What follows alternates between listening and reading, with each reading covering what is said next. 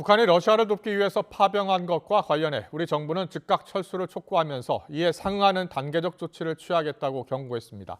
상황에 따라서는 우크라이나에 공격용 무기를 지원할 수도 있다고 밝혔습니다. 취재기자 연결합니다. 조영선 기자 전해주세요. 네, 대통령실 국가안보실은 오늘 오전 신원식 실장 주재로 긴급 국가안전보장회의 상임위원회의를 열어 대응 방안을 논의했는데요. 북한의 러시아 파병은 우리나라는 물론 국제사회에 대한 안보 위협이자 유엔 안보리 위반이라고 강력히 규탄했습니다. 참석자들은 북한군의 즉각적인 철수를 촉구하며 전투병력 파병에 따른 러북 군사협력의 진전 추이에 따라 대응 조치를 실행해 나가기로 했습니다. 김태호 국가안보실 1차장의 브리핑 내용 들어보겠습니다. 단계적인 대응 조치를 실행해 나갈 것입니다. 그 과정에서 러북 군사 협력에 대한 강력하고 실효적인 조치가 이행되도록 동맹 및 우방국들과 긴밀히 공조해 나갈 것입니다. 대통령실 고위 관계자는 또 단계적 조치에 대해 외교적, 경제적, 군사적 조치를 대비해놨다고 설명했습니다. 이어 우크라이나에 대한 무기 지원 가능성에 관해 단계별로 시나리오를 보면서 방어용 무기 지원을 고려할 수도 있고 한도를 지나쳤다 싶으면 공격용 무기 지원도 고려할 수 있다고 강조했습니다. 미국이 북한의 파병에 대해 확인하지 않은 이유로는 미국이 입장을 공표하기 위해서는 앞으로의 조치나 대책도 준비된 상태여야 한다며 조금 시간이 걸릴 거라고 설명했습니다. 그러면서 정보기관을 중심으로 공개됐던 북한의 파병 현황과 러북 간 협력 사실은 미국과 우크라이나 등 우방국들과 함께 공유한 정보의 결과라며 미국 정부가 어떤 입장을 취하고 있는지는 정보 객관성과는 무관하다고 덧붙였습니다. 정부는 이럴 때일수록 북한 주민의 자유와 인권을 보장하고 평화롭고 번영하는 한반도를 만들기 위해 8.15 통일 독트린을 흔들림 없이 추진해 나가겠다고 밝혔습니다. 지금까지 용산 대통령실에서 YTN 조용성입니다. 유엔 회의에서 각국 대표가 북러 군사 협력에 대해서 우려를 표하자 북한은 주권 국가 간의 합법적인 협력 관계라고 반박했습니다. 유엔 주재 북한 대표부 관계자는 자신들의 국가 이미지를 더럽히려는 근거 없는 뻔한 소문에 대해 언급할 필요를 느끼지 않는다면서 이같이 말했습니다. 윤석열 대통령이 어제 한동훈 대표와의 면담에서 한 대표가 건의한 김건희 여사의 의혹 해소와 관련해서 객관적 단서부터 있어야 한다는 점을 강조한 것으로 확인됐습니다. 인적 쇄신에 대해서도 어떤 문제가 있는지 소상히 적어 전달하라고 답한 것으로 알려졌는데요. 대통령실 취재기자 연결해 들어보겠습니다. 강민경 기자, 오늘 있었던 대통령실 브리핑 내용 전해주세요. 네, 대통령실 관계자는 오늘 오전 브리핑을 열고 윤 대통령이 한동훈 대표가 요구한 인적 쇄신과 관련해 구체적인 문제를 소상히 적어서 정진석 비서실장이나 홍철호 정무수석에게 전달하면 판단하겠다고 말했다고 설명했습니다. 한 대표가 면담에서 이른바 김여사 라인으로 분류한 8명의 실명과 내용을 일일이 설명한 걸로 알려졌지만 윤 대통령은 충분하지 않다고 판단한 걸로 해석됩니다. 김여사의 대외활동 중단에 대해 윤 대통령은 이미 김여사가 많이 힘들어하고 있고 공식 활동이 아닌 대외 활동도 자제하고 있다고 했다고 이 관계자는 전했습니다. 이어 전직 영부인들과 비교해도 활동이 많지 않다며 그것도 과하다고 하니 더 자제하려고 한다고 덧붙였다고 밝혔습니다. 김 여사를 둘러싼 각종 의혹에 대해서 윤 대통령은 먼저 객관적 단서가 있어야 한다는 점을 강조하며 문제가 있으면 수사를 받고 조치하겠다고 했다고 대통령실 관계자는 설명했습니다. 윤 대통령은 나와 내 가족이 문제가 있을 때 편하게 빠져나온 적은 없다면서 그 예시로 장모 최은순 씨의 유죄 판결을 들기도 했습니다. 한동훈 대표가 요구한 특별감찰관에 대해서 윤 대통령은 여야가 협의할 문제라고 답했는데요. 대통령실 관계자는 원래 한 대표의 독대 요구와 달리 정진석 비서실장이 배석한 데 대해서는 대통령이 외부인을 만날 때 불필요한 오해가 퍼져나가는 걸 피하려고 배석한 거라고 덧붙였습니다. 윤 대통령이 최근 정부를 향한 공세에 대해서 당이 제대로 대응하지 못한다는 아쉬움을 드러내기도 했다고요. 그렇습니다. 윤 대통령은 한동훈 대표에게 최근 가중되는 정부를 향한 각종 공세와 이에 대한 여당의 대처에 대한 아쉬움을 드러냈습니다. 윤 대통령은 어처구니 없는 의혹에 대응하고 싶어도 대통령실이 싸우는 게 맞나 싶다면서 당에서도 같이 공격해주고 정치 공세는 정치로 대응해줘야 한다고 강조했다고 대통령실 관계자는 전했습니다. 한편 이탈표가 4표가 나온 김 여사 특검법에 대한 대화도 오갔다고 하는데요. 윤 대통령은 특검과 검찰 수사는 객관적 혐의와 단서가 있어야 하는 거지 정치적 의혹만으로 진행하는 건 아니라고 강조하며 여당이 헌정을 유린하는 법에 제동을 걸어 다행이고 감사하다고 전한 걸로 알려졌습니다. 80분간의 면담에서 대화의 비중은 윤 대통령이 60%, 한 대표가 40% 정도였다고 이 관계자는 덧붙였습니다. 대통령실 관계자는 브리핑에서 대통령과 여당 대표가 격의 없이 대화를 나눈 게 성과라고 강조하며 윤 대통령도 할 말을 한 자리였다고 강조했습니다. 어제 면담 직후 한 대표만 요구사항을 말한 데 그쳤다는 비판적인 보도가 잇따른 데 대한 반박 차원으로 해석됩니다. 그러나 결국 한 대표의 각종 요구사항에 대해 윤 대통령이 직접 수용하겠다는 의사를 내비치진 않았다는 해석이 나오고 있습니다. 지금까지 대통령실에서 YTN 강민경입니다. 윤석열 대통령과의 회담이 사실상 성과 없이 끝난 것으로 알려진 가운데 국민의힘 한동훈 대표는 오직 국민만 보고 민심을 따라 피하지 않고 문제를 해결하겠다고 밝혔습니다. 반면 친윤계에서는 한 대표가 회담 성과를 운운하기 전에 대통령과의 신뢰부터 회복해야 한다고 지적했습니다. 국회 취재기자 연결합니다. 손효정 기자. 네, 국회입니다. 네, 먼저 어제 회동에 대한 한동훈 대표 측 반응부터 들어볼까요?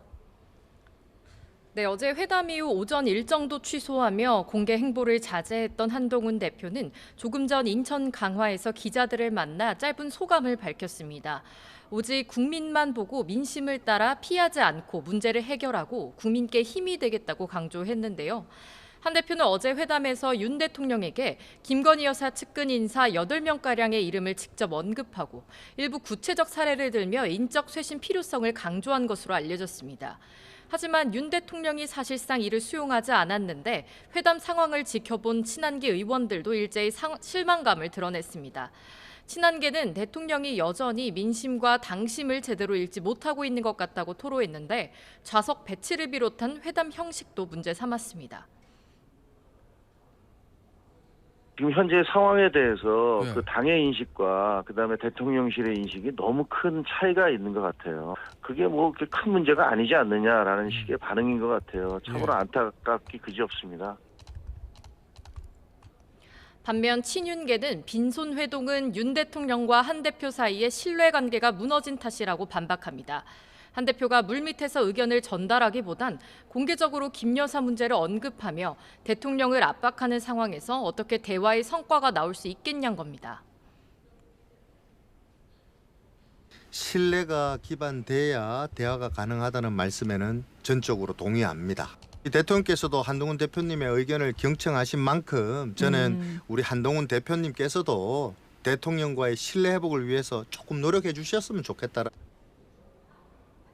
이런 가운데 그동안 당정 관계에서 한 대표와 온도차를 보였던 추경호 원내대표는 어제 윤 대통령과 예정에 없던 만찬을 한 사실이 알려지며 당내 미묘한 기류도 감지되고 있습니다. 사실상 이번 면담이 성과 없이 마무리됐지만 한동훈 대표 측은 국민 눈높이에 맞게 쇄신 동력을 이어가겠다는 입장입니다. 특히 야당이 김 여사 특검 공세 수위를 높이는 가운데 한 대표 측은 반헌법적 법안이라며 반대의 뜻을 분명히 밝히고 있지만 특검법 재표결에서 이탈표를 막을 명분이 사라지고 있다며 위기감도 느끼고 있습니다. 네, 어제 이 두 사람의 만남을 야당도 주의 깊게 지켜봤는데요. 어떻게들 평가하고 있습니까? 야당은 역시나 소득 없는 맹탕 회동이었다고 깎아내렸습니다. 민주당 박찬대 원내대표는 원내대책회의에서 윤 대통령은 여전히 김 여사 방탄 의지를 굽히지 않았다고 지적했고 조국혁신당 조국 대표도 최고 존엄인 김 여사를 건드리는 데엔 합의도 이루지 못했다고 비판했습니다. 회담장에 나온 음료를 가리켜 제로 콜라를 마시더니 회담 성과도 제로라는 비아냥도 나왔는데요. 야당은 이번 회동을 계기로 사실상 여권의 진상규명 의지가 없다고 보고 김 여사 특검 관철 의지를 강조하고 있습니다. 특히 김 여사 의혹을 두고 발언 수위를 높여온 한 대표의 추후 행보를 주시하고 있습니다. 민주당 관계자는 김 여사 의혹뿐 아니라 의정 갈등 문제에도 한 대표가 대통령에게 굴복할지 아니면 민심을 따라야 할지 결정해야 한다고 설명했습니다. 이런 가운데 민주당 이재명 대표가 제안한 여야 회담에 한동훈 대표도 바로 화답하면서 의제 등을 논의할 실무 협상은 조만간 시작될 전망입니다. 네, 이런 가운데 의료 대란을 해소하기 위한 여야 의정 협의체 논의에 물꼬가 튀었다고요? 네, 정부의 의대 증원 결정 이후 의료 공백 사태가 8달째 이어지고 있는데요. 대한의학회를 비롯한 일부 의료계 단체가 협의체 참여 의사를 밝히자 여야 모두 일단 환영의 뜻을 나타냈습니다. 한동훈 대표는 SNS를 통해 조만간 여야 의정 협의체가 가동될 것으로 보인다며 의료 상황을 해결할 출발점이 될 거라며 기대감을 드러냈습니다. 한지아 수석 대변인도 논평에서 의료계의 대화 의지에 감사드린다며 여야 의정 협의체 출범을 위해 당력을 집중하겠다고 밝혔습니다. 민주당도 논의가 진전돼 다행스럽다면서도 아직 전공의의 참여가 불확실한 점을 지적했습니다. 민주당 관계자는 의료대란 해결을 위해선 의사협회와 전공의 단체 참여가 가장 중요하다며 정부 여당이 이들이 참여할 수 있는 조건을 마련해야 한다고 강조했습니다. 여야 정책위의장이 협의체 구성을 위한 실무 논의를 시작한다는 방침인데 일단 참여 의사를 밝힌 의료계 단체부터 포함해 개문 발차하는 형태도 검토하고 있습니다. 지금까지 국회에서 YTN 손유정입니다. 그러나 의료계의 가장 큰 단체인 대한의사협회는 불참하겠다는 뜻을 분명히 했습니다. 의협은 오늘 현 시점 협의체에 참여하지는 않는다고 했는데요. 의협은 협의체에 참여키로 한 대한의학회, 한국의과대학 의학전문대학원 협회가 의료계 전체의 의견이 잘 표명될 수 있도록 신중한 논의를 해달라고 요청했습니다.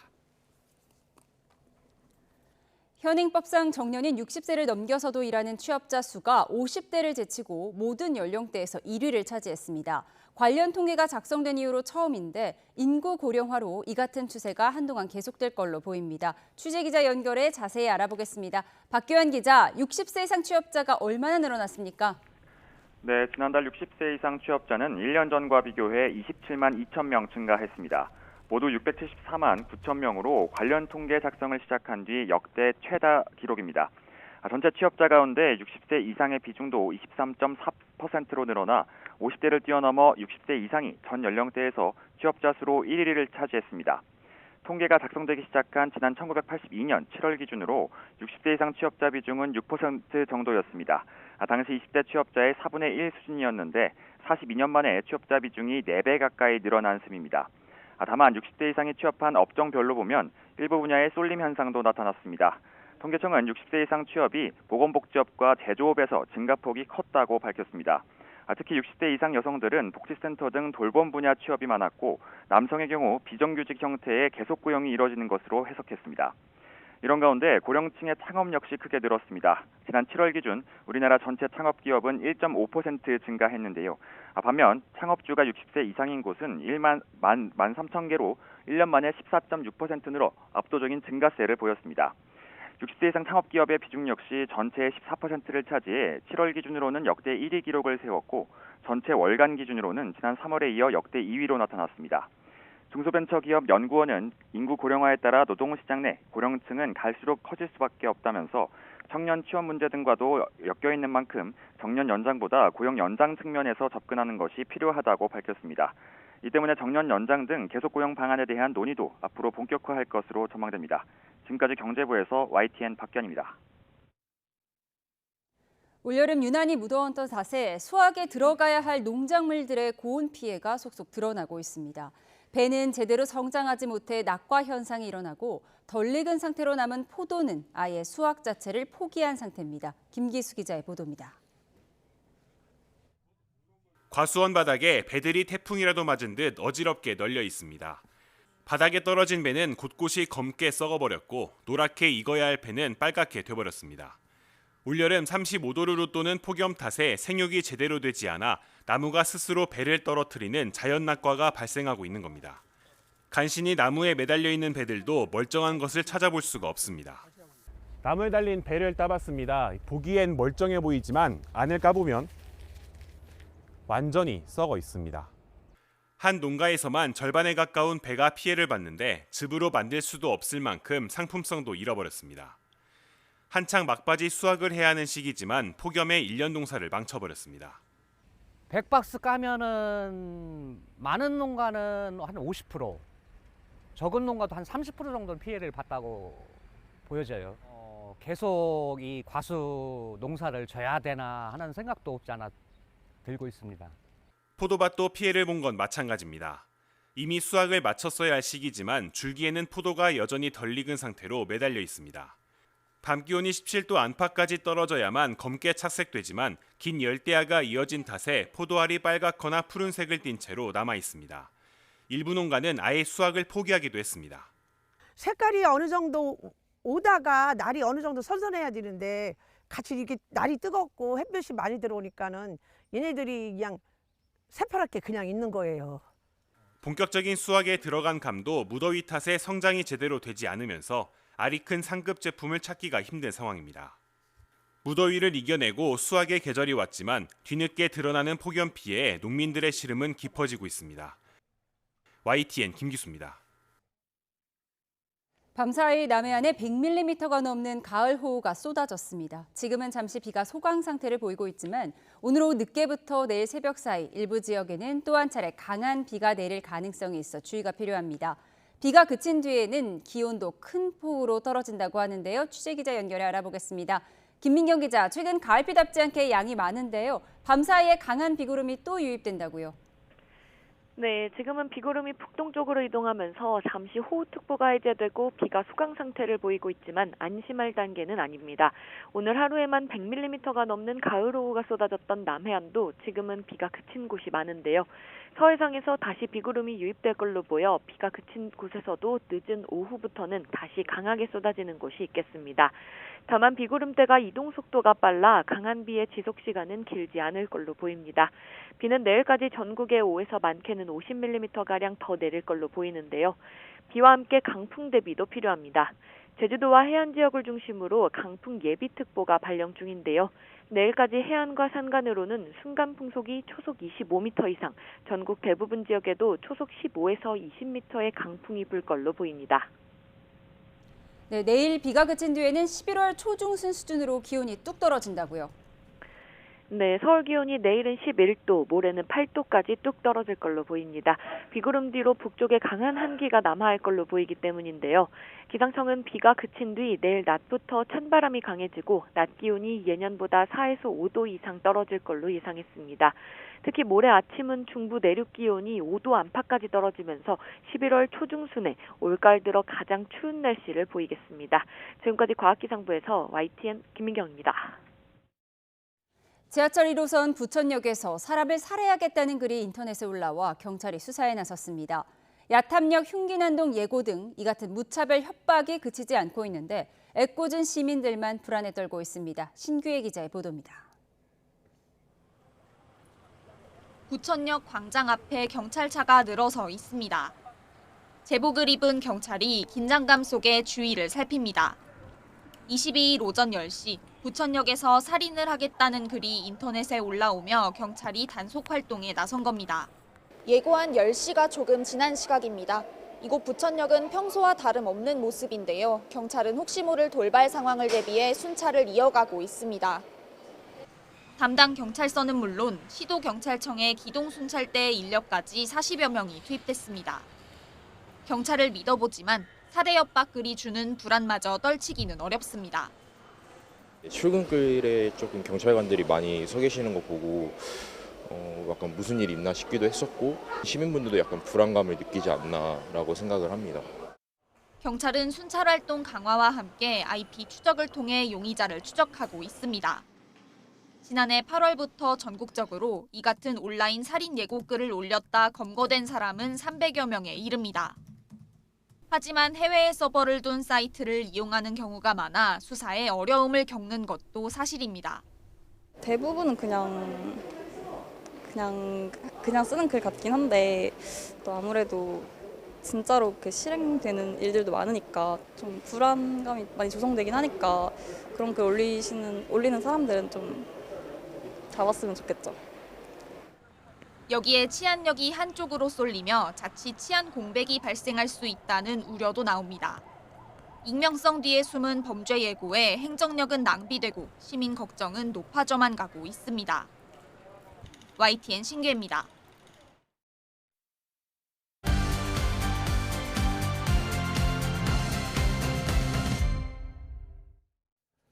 네, 정치의 겉과 속 들여다보는 정치온 시작하겠습니다. 오늘은 김영우 전 국민의힘 의원, 우상호 전 더불어민주당 의원과 함께 분석해드리겠습니다. 어서 오십시오. 안녕하세요. 네, 안녕하세요. 안녕하십니까? 예. 바로 첫 번째 키워드 보겠습니다. 보여주세요. 한동훈 대표네요. 자, 한동훈 대표가 오늘 민심을 언급했습니다. 오늘 오전 일정을 취소했었죠. 일각에서는 어제 윤 대통령과의 면담이 영향을 미친 것 아니냐는 해석이 나왔는데 오후에 일정이 있었습니다. 강화 방문 일정이었는데요. 한동훈 대표가 이렇게 얘기했습니다. 국민만 보고 민심 따라 피하지 않고 문제를 해결할 것이다 라고 했는데요. 자, 먼저 오늘 김종혁 최고위원 또 친윤계 강명구 의원의 목소리부터 듣고 오겠습니다. 어제 혹시 뭐 한동훈 대표하고 연락 좀 해보셨어요, 밤에? 예, 물론 당연히 해봤고요. 예. 굉장히 좀 씁쓸해하시더라고요.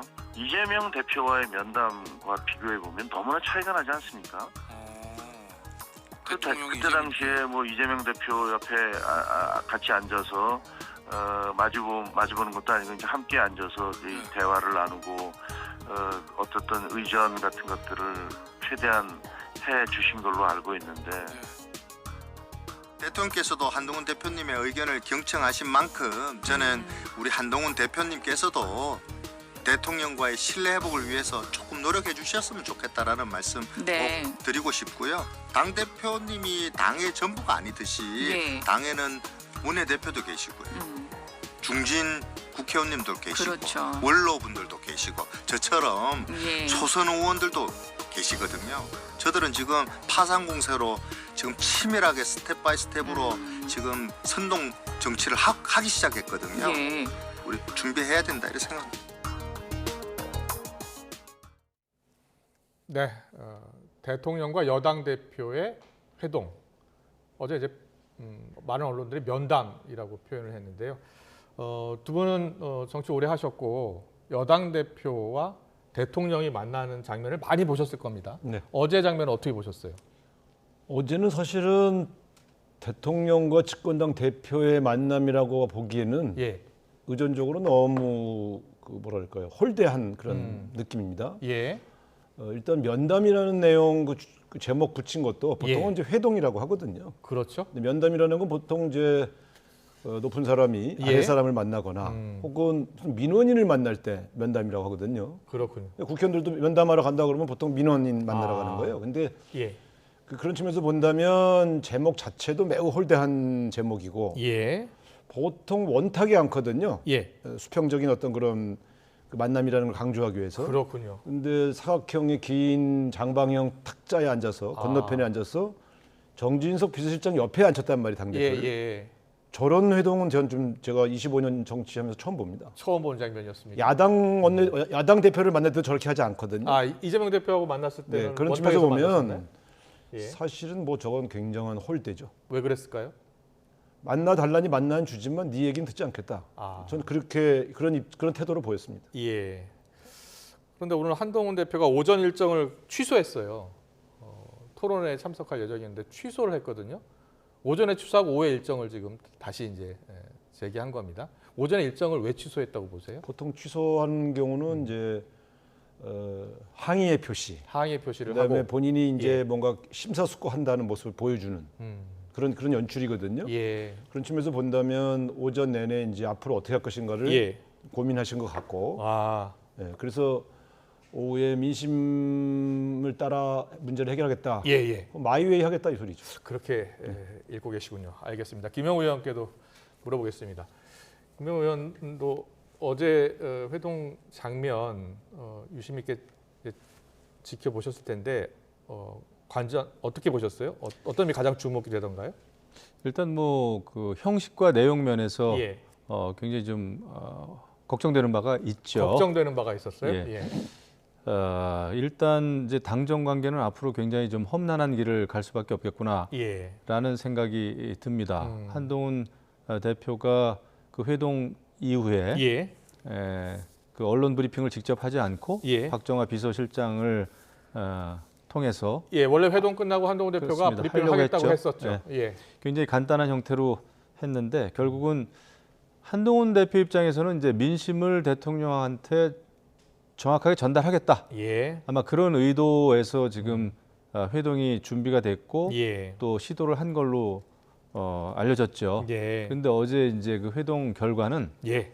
지금 대통령실에서도 좀 다른 반응이 나오는 것 같아요. 그러니까 한동훈 대표가 예상했던 것보다는 훨씬 좀 차갑게 예. 잘못된 게 있으면 이제 증거를 대라라는 어떤 그 뉘앙스 아니겠습니까? 예. 예. 그리고 구체적으로 인적 쇄신을 하려면 네. 그 인사들이 어떤 잘못된 일을 했는지 구체적으로 알려주면은 거기에 응당한 인사를 하겠다 이런 거거든요. 그렇죠. 근데 지금 이제 그렇게 생각해야 될 겁니다. 지금 그 국정의 최고 책임자 네. 대통령과 여당의 당 대표가 굉장히 불편한 이런 그 회동을 마쳤어요. 예. 사실 지금 국면 전환을 딱 해야 될 때입니다. 대통령과 그다음에 당의 지지율이 굉장히 지금 침체돼 있어요. 예. 물론 민주당 야당의 지지율도 엇비슷합니다. 네. 그렇지만 지금 국정을 책임진 정부와 여당으로서는 국정 동력을 지금 살려나가야 되는데 네. 지난 총선 이후에 계속 보여준 모습이 뭐 변화와 쇄신하고는 거리가 멀고 예. 왜 변해야 되는지 네. 변해야 될 이유를 지금 서로 인식하는 데 있어서 차이가 너무 크잖아요. 이거는 굉장히 문제가 되겠다. 이제 앞으로 아마 당 내에 상당히 좀 갈등이나 분열 양상으로 가지 않을까. 그게 가장 큰 문제입니다. 그렇군요. 그리고 이렇게 되면은 김건희 여사와 관련된 여러 가지 의혹이 구체적인 증거가 없다고 하더라도 결국 야권에서는 대통령 임기 끝날 때까지 김건희 여사 의혹을 가지고 계속 그 파상 공세를 할 텐데 그럼 임기 마칠 때까지 김건희 여사와 관련된 이런 어떤 뭐라 그럴까요?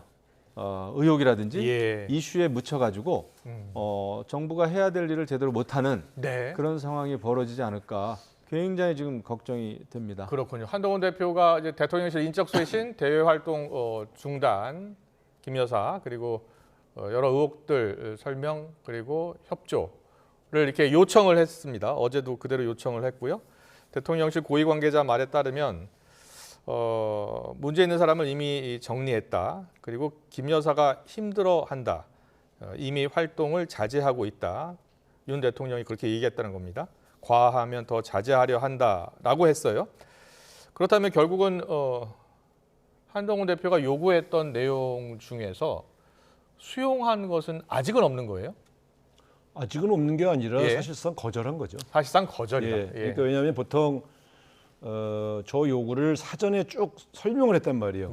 먼저 언론에. 그러니까 대통령실 입장에서는 집권당 대표가 무슨 말을 할 건지에 대한 그 요구 사항을 이미 알고 있었죠.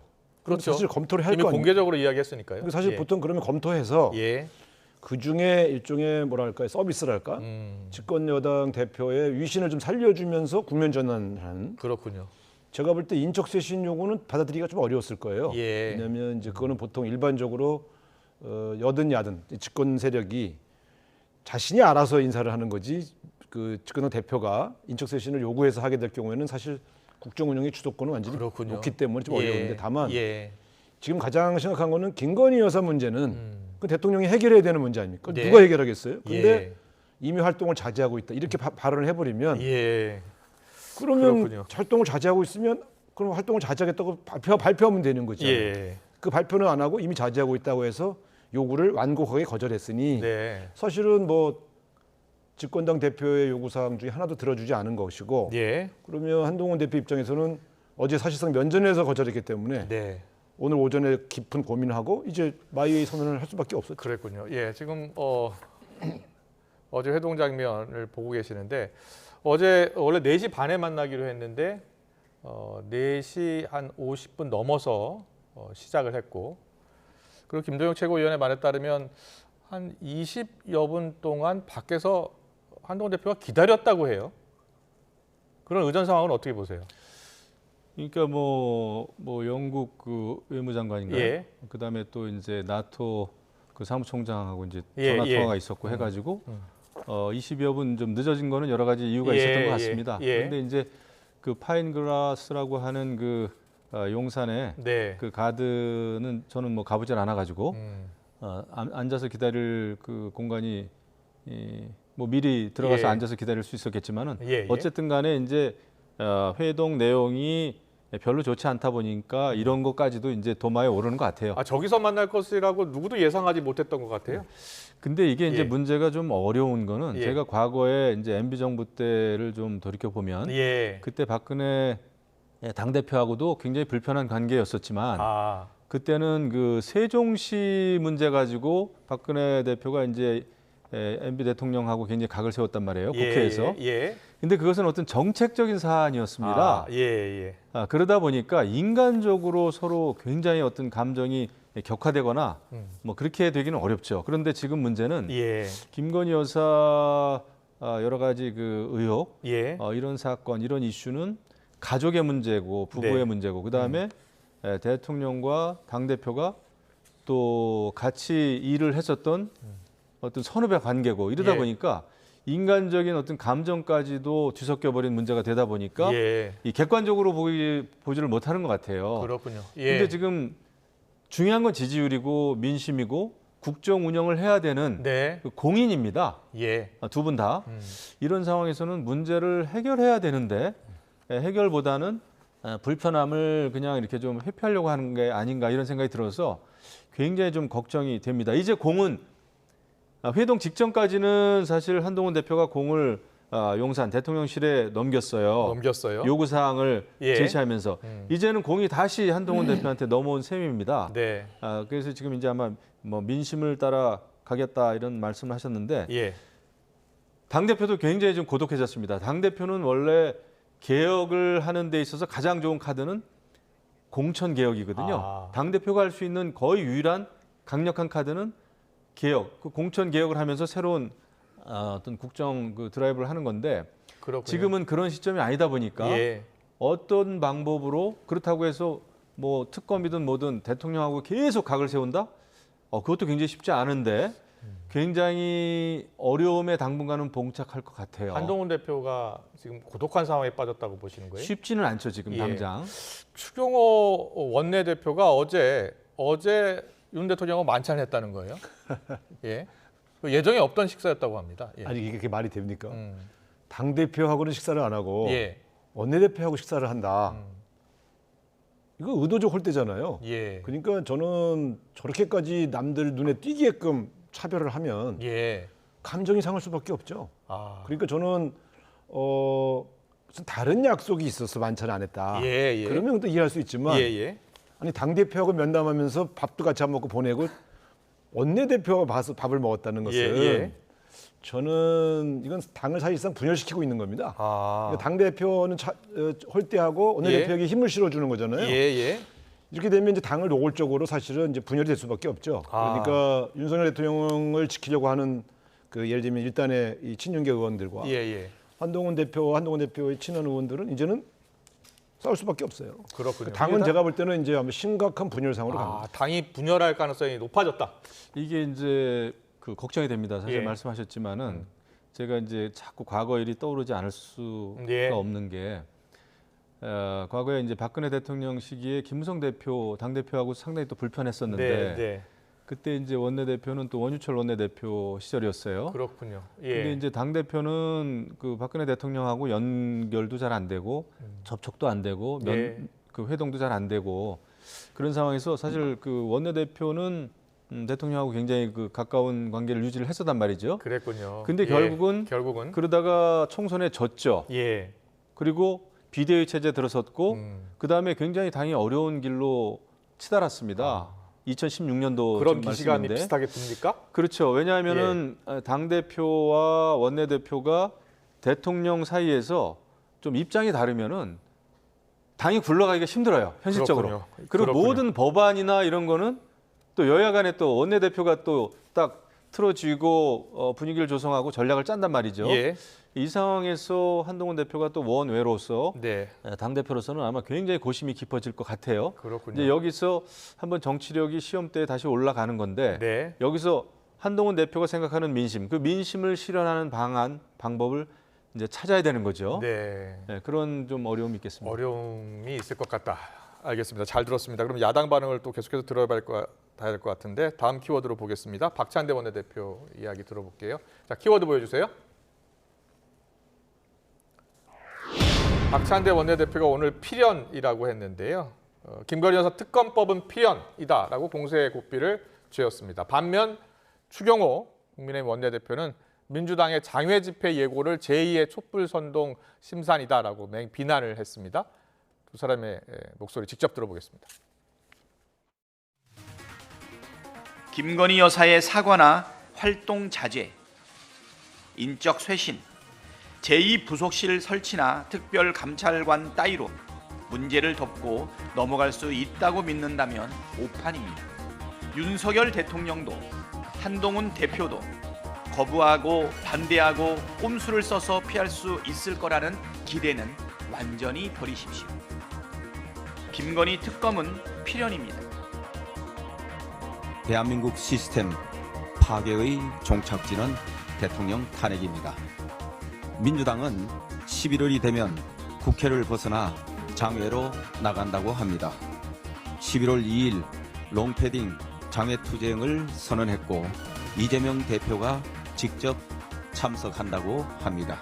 이미 매주 주말마다 서울 도심에서 정권 퇴진 집회를 벌이고 있는 좌파 진영과 손잡고 본격적인 제2 촛불 선동을 일으키겠다는 심산입니다. 저는 김건희 여사 특검법, 세 번째 특검법을 지금 발의해 놓은 상황이잖아요. 네. 그런데 오늘 김종혁 최고위원이 김건희 여사 특검법 관련해서 그동안 재의결했던 특검법에 보면 내표가 이탈을 했잖아요, 최근에. 네. 그래서 상당히 걱정이 된다라고 표현을 했어요. 어떻게 예상하세요? 김건희 여사 문제에서 가장 큰 문제가 좀 도이치모터스 문제를 불기소했지 않습니까? 근데 그게 이제 한동훈 대표나 신지호 총장은 이 문제는 조금 신중하게 가야 된다는 얘기를 계속 했지 않습니까? 그게 민심이에요. 그런 측면에서 본다면 국민의힘 의원 중에서 민심을 반영하는 그러한 정치적 결단을 할 수 있는 의원들이 증가할 수 있다. 경고한 거죠. 그럼 대통령 어떻게 하시려고 잘 모르겠어요. 사실 지난번 내표가 이미 경고를 보낸 거 아닙니까? 그럼 거기서 내표만 더 오면 사실은 재의결되는 거 아닙니까? 근데 그러면 한동훈 대표 쪽의 유신을 세워주고 김건희 여사에 대해서 자기는 생각이 같지 않지만 많은 분들이 걱정한다면 그런 민심에 반응하겠다는 태도를 보여줘야 이 여당 의원들을 설득할 수 있는 거 아닙니까? 그런 측면에서 본다면 저는 진짜 재의결될 가능성이 높아지고 있다. 이제 물론 이번 특검법은 훨씬 좀 세기 때문에 조금 조정이 필요할지는 모르겠습니다만 조정이 필요할지 모른다. 저는 제가 박찬대 원내대표라면 조금 완화된 특검법으로 국민의힘 의원들을 좀 설득을 해서 8명에서 10명 정도 설득을 좀 해야 되거든요. 그렇군요. 그런데 제가 볼 때는 지금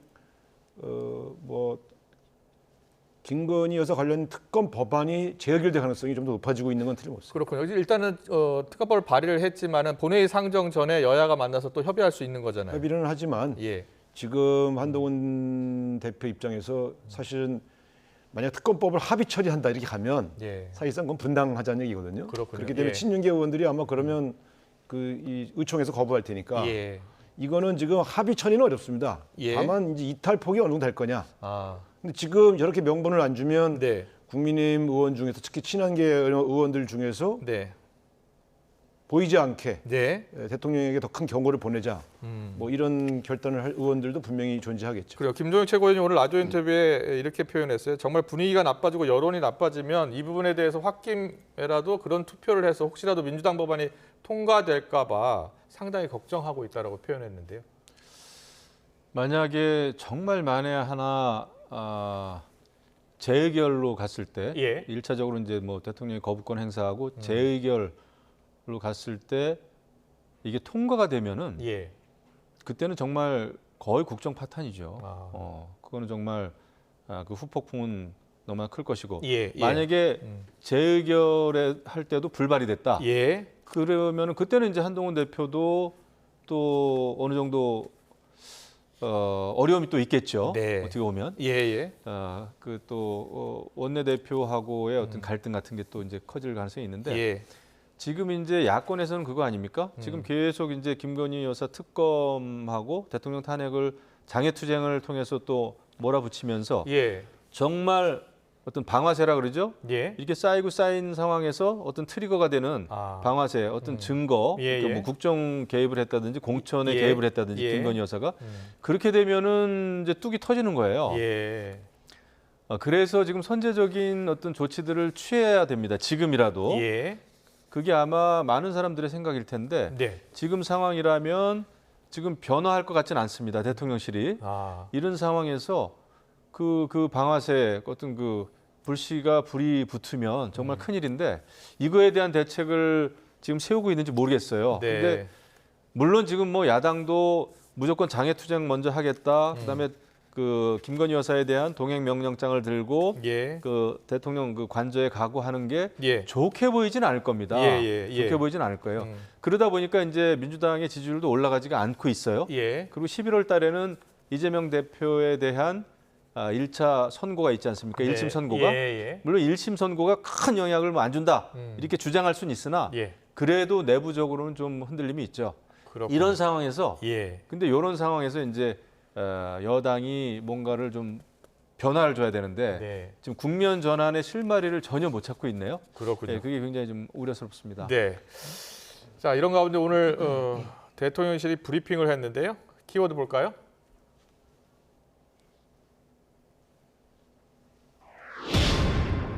네, 정혜전 대통령실 대변인이죠. 구태 정치 쇼라는 언급을 했는데요. 어제 김건희 여사에 대해서 국정감사 동행 명령장을 발부한 것을 놓고서 구태 정치 쇼의 전형이라고 비판했습니다. 직접 듣고 오겠습니다. 헌정사상 처음으로 대통령 부인에게 동행 명령을 독단적으로 처리한 것은 의회 일당 독재의 민낯을 또다시 보여주는 행태입니다. 이 대통령 부인을 망신 주고 국감을 진흙탕에 몰아넣기 위한 구태 정치쇼의 전형을 보여주는 것입니다. 중대범죄 혐의로 1심 판결을 눈앞에 둔 당대표 방탄을 위해 검사 탄핵, 사법부 겁박도 모자라 특검, 동행명령까지 남발하는 민주당의 저열하고 폭력적인 정치 행태에 강력히 유감을 표합니다. 네, 대통령 부인이 동행명령장 발부한 것을 놓고서 대통령실이 저렇게 입장 발표를 했습니다. 저 대변인 교체해야 돼요. 네. 대통령실의 대변인은 저런 식의 저열한 표현을 쓰면 안 됩니다. 그러니까 좀 점잖게 얘기해야죠. 그리고 당 대변인이 해야죠. 대통령실이 저렇게 움직이니까 국민의 지지를 받지 못하는 거예요. 물론 동행 명령장을 발부한다 하더라도 참석 가능성이 낮다는 것은 다 알죠. 그렇다고 해서 국회가 증인으로 채택해놓고 일방적으로 안 나오는 분에 대해서 어떠한 리액션도 안 할 수는 없는 거거든요. 그런 측면에서의 대응으로 보시면 될 것 같아요. 다만 지금 이런 겁니다. 김건희 여사 문제를 키우고 있는 것은 탄핵과는 무관합니다. 설사 김건희 여사가 불법을 저질렀다고 해도 그것 때문에 윤석열 대통령이 탄핵되지는 않습니다. 윤석열 대통령이 저지른 불법만 탄핵의 근거가 되는 거예요. 그렇기 때문에 김건희 여사 문제를 문제 삼는 걸 탄핵의 전초전이다라고 주장하는 것은 과도한 규정이에요. 민주당 입장에서는 지금 많은 민심이 심지어 보수적인 민심도 김건희 여사 얘기를 하면 동의해요. 그렇기 때문에 야당은 김건희 여사 문제를 대통령실에서 해결하기 전까지는 집요하게 문제 제기를 할 수밖에 없는 것이죠. 그래서 지금 예를 들어 장외투쟁을 윤석열 대통령을 겨냥해서 한다고 그러면 탄핵의 전초전이다. 뭐 이렇게 주장을 해도 뭐 근거가 없다고 볼 수는 없지만 김건희 여사 문제를 하나의 프레임을 거서 접근하는 것은 사실은 탄핵보다는 훨씬 더 김건희 여사 문제로 민심을 더 악화시키고 우리 국민들의 의사를 대변하기 위한 행동으로 보시는 것이 정확할 진단입니다. 11월 초에 민주당이 지금 장애 집회를 예고한 상황입니까? 네. 어디서 어떻게 지금 할 구체적인 계획은 제가 못 들었습니다만은 장애로 일단 아마 주말에 보통 한 번 나가니까요. 근데 그걸 연이어서 뭐 4주 연속 나간다 이렇게는 안 될 거고 아마 한두 번 시범적으로 이미 하고 있는 그런 국민들과 함께하는 그런 행동이 되지 않겠나 이렇게 보고 있습니다. 추경호 원내대표는 제2의 촛불 선동을 일으키겠다는 심산 아니냐라고. 오늘. 촛불은 이미 들었죠. 거기에 민주당이 말하자면 합류한 거죠. 그런데 촛불에는 이제 제가 과거 2016년도 원내대표 할 때는 그 촛불은 탄핵으로 가는 과정이었습니다. 근데 지금 김건희 여사 문제를 갖고 하는 촛불은 물론 그 장애에 있는 일반 시민들은 탄핵을 외칠 거겠지만 민주당 입장에서는 김건희 여사 문제를 좀 집중하는 그러한 장애 집회를 보시면 될 것 같아요. 성격이 좀 다릅니다. 성격이 좀 다르군요. 제가 볼 때는 김건희 여사 이 건을 가지고 대통령 탄핵의 불쏘시개로 삼으려고 하는 것 같아요. 불쏘시개로 삼을 것 같습니까? 예, 그러니까 물론 분명히 대통령 탄핵이라고 하는 것은 그 탄핵의 어떤 사유에 맞아야 되는 건데 김건희 여사 건하고는 별개이긴 합니다. 하지만 이제 어떤 반정부 정서, 그런 감정을 고조시킨다 그럴까요? 그런 걸 하기 위해서 장애투쟁을 하는 것 같습니다. 그래서 지금 민주당 내에서는 뭐 겨울에 집회해야 되니까 롱 패딩도 준비하자 이런 얘기까지 드릴 정도로. 근데 이제 뭐 12월 되면은 또 내년도 예산안 심사도 해야 되고 국회로서는 굉장히 이제 해야 될 일이 많은 연말인데 장애로 나가자 이렇게 마음 먹었을 때는 결국은 그 탄핵의 열차를 출발시키고 탄핵 열차를 출발시키기 위한 그리고 이제 김건희 여사 건을 가지고 그 어떤 사람들의 분노를 자극하는 그런 전략이 분명히 있다고 생각을 합니다. 이때 이제 그 여당이 잘 해야 되는 건데 그런 대책이 아직 없는 것 같고 또 대통령실이 글쎄요 지금 한동훈 대표와의 어떤 그 신경전 이런 거보다는 정말 대책을 세우지 않으면 무서운 그 일들이 벌어지거든요. 정치권에서는. 그렇군요. 그래서 지금 차분하게 준비를 빨리 해야 된다. 급하다 이렇게 생각합니다. 알겠습니다. 그런가 하면 어제 국감장에서는요. 김 여사의 공천 개입 의혹과 관련해서 핵심 제보자인 강혜경 씨가 증인으로 출석해서 이목을 집중시켰습니다. 어제 국감 장면 확인해 보겠습니다. 김건희 여사가 돈을 챙겨줄라 한데서 내역서를 이제 보냈는데 돈을 받아오겠다 하고 가셨는데 돈을 안 받아왔고 그 결과 일단 김영선 의원의 공천을 받아오셨습니다. 대통령 임기가 지금 시작된 후 김건희 여사와 명태균 씨가 통화한 내용을 직접 들은 것은 없겠네요. 전해 들었습니다. 네. 지금 강혜경 씨가 주장하는 것은요. 명태균 씨가 이제 대선 관련해서 여론조사를 했고 이 대가로 김영선 전 의원을 공천했다라고 주장하고 있는 겁니다. 그 관련해서 신빙성이 얼마나 있다고 저는 보세요? 상당히 신빙성이 있다고 생각합니다. 그러니까 저는 처음에 명태균 씨는 그냥 브로커고 뭐 허풍쟁이다 그렇게 발표했을 때 그런 허풍쟁이가 많기 때문에 여야를 뭐 막론하고요. 그럴 수도 있겠다. 뭐 저도 전에 듣도 보도 못한 분이니까. 그런데 그 명태균 씨 진술이 굉장히 구체적으로 나오기 시작할 때 그분이 말한 것 중에 허풍이 있을 수는 있지만 김건희 여사와 긴밀하게 논의하고 조력을 한 것은 틀림없어 보여요. 그러면 이 조력이라는 건 항상 대가를 원하거든요. 예를 들어 그 자기가 그 대선 과정에서 썼던 돈을 따로 받는다든가. 근데 사실은 대통령 당선된 이후에 금전적인 그 지원을 해주기는 어렵지 않습니까? 그러면은 그건 다 드러나기 때문이죠. 그럼 어떤 대가를 받아갔을까 했는데 그 김영선 의원 공천 개입 문제가 사실 제일 먼저 터져 나왔고 그다음에 이제 명태균 씨 증언으로 그것이 대통령 영부인의 영향력으로 자기가 받았다고 했을 때 허풍이라고 생각했는데 강혜경 씨의 어제 증언은 저게 사실이라면 그 대가성을 공천으로 받고 그다음에 그 공천을 받은 김영선 의원은 금전적 지원을 명태균 씨 하는 이런 사실들이 확인된 겁니다. 제가 볼 때 저렇다면 저거는 전체 얼개가 드러났다 어제. 그래서 저게 이제 입증될 수 있느냐는 그 증거의 문제는 남겠습니다만 제가 궁금해했던 전체의 이 소위 말하는 관계의 얼개는 그렇게 완성됐구나라고 저는 보고 상당히 신빙성 있는 증언이다 봅니다. 그렇군요. 그렇게 보시는군요. 근데 만약에 명태균 씨가 김건희 여사를 움직였고 김건희 여사가 당시 당대표였던 그 이준석 당대표 그 당시에 이준석 의원이 당대표였고요. 윤상현 또 공심위원장을 움직여가지고 처음에 안 될 건데 김영선 전 의원한테 공천을 줬다. 그게 사실이면 뭐 당 정말 문 닫아야죠. 지금이라도. 그런데 지금 강혜경 씨 말은 전부 다 전해 들은 얘기예요. 그러니까 명태균 씨와 김건희 여사 사이에 실질적으로 어떤 일이 오갔는지 김건희 여사가 실질적으로 공천에 개입해가지고 그 어떤 공천장을 김영선 전 의원한테 주도록 했는지에 대해서는 전혀 지금 밝혀진 게 없습니다. 아직도. 그래서 지금 저것을 그냥 강혜경 씨는 더더군다나 또 김영선 전 의원하고 뭐 채무 관계가 있다는 거 아닙니까? 본인이 직접 얘기를 한 것 같아요. 1억 2천만 원인가? 근데 그런 게 뭔지를 모르겠어요. 그래서 지금 무조건 뭐 강혜경 씨의 말을 100% 믿을 수도 없는 그런 상황입니다. 결국 제가 근데 주목하는 것은 여론조사와 관련해서 조작 여부입니다. 그런 게 제대로 이제 검찰 수사에 의해서 좀 밝혀져야 되고 그런 게 좀 여러 가지 그런 의혹들이 밝혀져야 되겠다. 그렇군요. 이런 생각을 하고 있죠.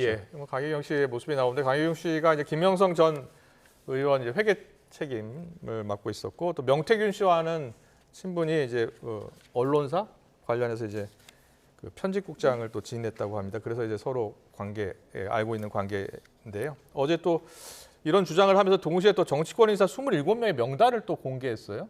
그러니까 명태균 씨가 한 번이라도 여론조사했던 인물들이 27명이라는 겁니다. 여야 의원들이 다 있어요. 이 27명의 명단을 왜 공개했다고 보세요?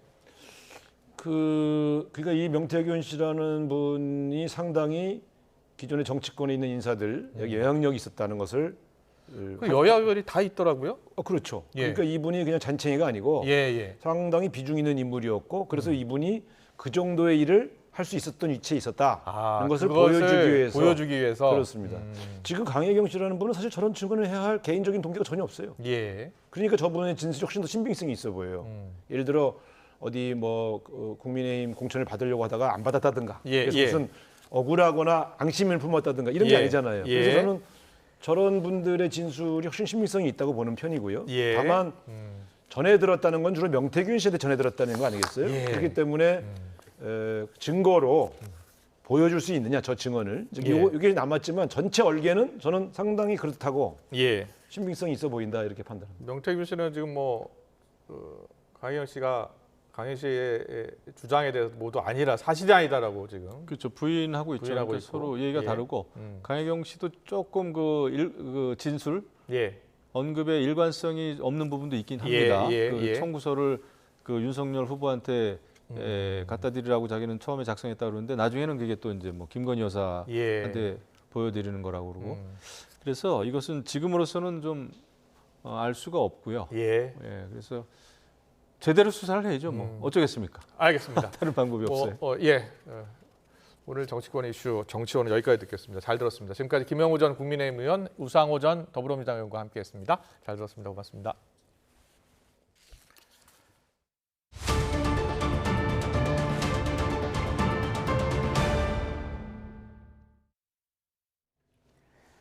우크라이나 동부격전지에 러시아 국기와 나란히 꽂혀 있는 북한 인공기. 친러시아 텔레그램 계정에 올라온 사진입니다. 인공기의 진위 여부는 확인되지 않았지만 북한군의 러시아 파병은 기정사실화되고 있죠. 소리 한번 들어보시죠. 다음 영상 보겠습니다. 북한군으로 추정되는 젊은 병사들이 보급품을 받는 영상에 또 러시아에 도착한 북한군의 군복 치수를 적게 한 설문지 사진까지 젤렌스키 우크라이나 대통령이 이 같은 자료를 연일 공개한 데 이어 우크라이나 특수부대 아조우 연대를 이끄는 참모장은 자신의 SNS에 한국어로 글을 올렸습니다. 핵 버튼을 가진 이웃, 즉 북한으로부터 동아시아를 안전하게 보호할 수 있는 기회라고 써서 우리에게 도움을 요청하는 의미로 해석됩니다. 우리 군은 러시아에 파병된 북한군 가운데 6명이 숨졌고 18명이 탈영했다가 붙잡혔다는 소식 등을 대북 확성기를 통해 북한 주민들에게 알리고 있는데요. 오늘 국가안보실은 긴급 국가안전보장회의를 열고 북한군의 즉각 철수를 촉구했습니다. 단계별로 공격용 무기 지원도 고려할 수 있다는 입장입니다. 이 소식 홍성기 기자가 보도합니다. 우크라이나 동부 격전지 도네츠크에 러시아기와 함께 인공기가 펄럭이는 모습이 선명합니다. 우크라이나 전쟁 상황을 공유하는 친러시아 SNS 계정에 올라온 사진인데 전투원들 행동이 적에게 큰 혼란을 일으켰다고 설명했습니다. 더 자세한 내용은 없었지만 실제 북한군 주둔 가능성보다는 북한군이 있는 것처럼 꾸며서 우크라이나군에 혼란을 줬다는 뜻으로 보입니다. 우리 정보당국은 러시아 동부에 머물고 있는 북한 전투병들이 훈련을 마치는 대로 우크라이나 전장으로 이동할 것으로 보고 있습니다. 정부는 긴급 NSC 상임위 회의를 열고 북한군의 즉각적인 철수를 다시 한번 강력하게 촉구했습니다. 그렇지 않으면 국제사회와 함께 단계적으로 대응할 것이라는 점도 분명하게 밝혔습니다. 정부는 북한의 전투병력 파병에 따른 러북 군사협력의 진전 추이에 따라 단계적인 대응 조치를 실행해 나갈 것입니다. 대통령실 고위 관계자는 단계적 대응 중에는 공격용 무기, 즉 살상 무기 지원도 포함되어 있다는 점을 분명히 했습니다. 정부는 또 우크라이나에 모니터링단을 파견하는 방안도 검토하고 있는 것으로 전해졌습니다. 모니터링단에는 북한군의 전술을 분석하기 위한 군사 요원들과 북한군 포로나 탈영병들에 대한 신문에 참여할 정보 요원이 포함될 것으로 보입니다. 이런 가운데 북한은 자강도 수해 복구 현장을 찾은 김정은 국무위원장의 애민 행보만 전했을 뿐 파병에 대해서는 공식적인 입장을 내놓지 않고 있습니다. YTN 홍선기입니다. 네, 하지만 북한은 잇따르는 러시아 파병 보도에 대해 근거 없는 소문이라며 발뺌하고 있습니다. 우리나라를 비롯한 서방의 우려와 비판의 목소리가 더욱 커지고 있는데요. 권영희 기자 리포트 보시고 전문가와 분석해 보겠습니다. 북한의 언급은 군축과 국제 안보를 논의하는 유엔 총회 제1위원회에서 나왔습니다. 우크라이나 대표가 북한이 정규군 11,000명을 조만간 러시아에 배치할 것이라고 지적한 데 대한 답변 과정이었습니다. 근거 없는 소문이라는 한마디로 일축했습니다. As for the so-called military cooperation with Russia, my delegation does not feel any need for comment on such groundless stereotype rumors aimed at smearing the image of the DPRK. 전 세계에 우려를 불러온 러시아 파병 문제에 대한 북한의 사실상 첫 공식 반응입니다. 북한의 이런 반응은 러시아의 태도와 궤를 같이 합니다. 이미 여러 차례 북한 파병설을 부인했던 러시아는 유엔 안전보장이사회에서도 똑같은 입장을 되풀이했습니다. Вместо этого они увлеклись тиражированием разного рода иранских, китайских и корейских страшилок, каждая новая из которых звучит еще нелепее предыдущей. 안보리 이사국인 우리나라는 강도 높게 비판했습니다. 유엔 제재를 무력화하고 러시아로부터 각종 지원을 받으려는 움직임에 대해서도 경고했습니다. It is a blatant attempt to undermine peace and security not only in Europe and in Northeast Asia, but also across the entire globe. 미국도 우려의 입장을 밝혔습니다. If true, this marks a dangerous and highly concerning development and an obvious deepening of the DPRK-Russia military relationship. 가장 큰 우려는 러시아가 파병 대가로 북한의 핵무기 관련 기술을 이전하는 것입니다. 북한의 러시아 파병선을 둘러싼 미국 등 서방의 대응 움직임이 분주해졌습니다. YTN 권영입니다. 네, 이번엔 전문가에게 더 자세히 물어보겠습니다. 김대영 한국국가전략연구원 군사전문연구위원 전화로 연결되어 있습니다. 나와 계시죠? 예, 안녕하십니까? 네, 안녕하십니까?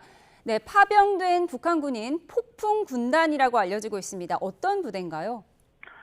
북한 같은 경우에는 특수부대들을 하나의 군종으로 이렇게 선정을 해놓고 있습니다. 예를 들어서 우리 군 같은 경우에는 육해공군 해병대가 있지만 북한 같은 경우에는 특수작전군이라고 해서 아예 별도의 군종을 가지고 있고요.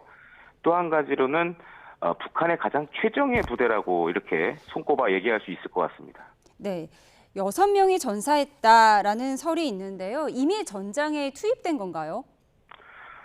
이제 사실은 우크라이나 쪽에서 여러 가지 소식들이 지금 나오고 있는데요.